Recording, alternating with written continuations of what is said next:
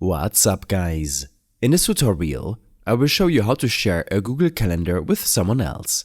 One of the main benefits of sharing a calendar in Google Calendar is the ease of coordinating schedules. When you share a calendar, you and others can view or edit events, helping teams or families stay organized. It's also useful for scheduling meetings and planning events together, as everyone can see available times and make changes as needed if permissions allow. To begin, open up your web browser and go to the official Google Calendar page at calendar.google.com. Make sure you're signed in to your Google account to access your personal calendar. Once you're on the Google Calendar main page, look at the left side of the screen under My Calendars. This panel shows you all of your calendars. Locate the calendar you want to share and hover your cursor over it. You will see 3 dots appear next to the calendar name. Click on these 3 dots to open a drop-down menu. From this menu, select Settings and Sharing. This will take you to the settings page for that specific calendar, where you can control privacy options, sharing settings and permissions for others. Scroll down the calendar settings page until you reach the section labeled Share with specific people or groups. This is where you can choose exactly who can see or interact with your calendar.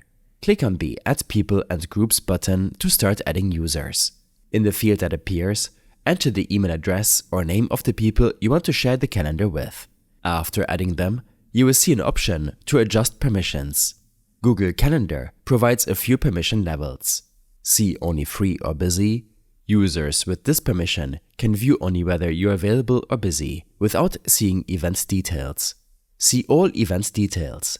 Users with this permission can view event titles, descriptions, and names.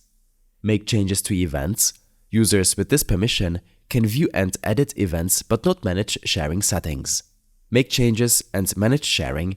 Users with this permission have full access, including the ability to share the calendar with others.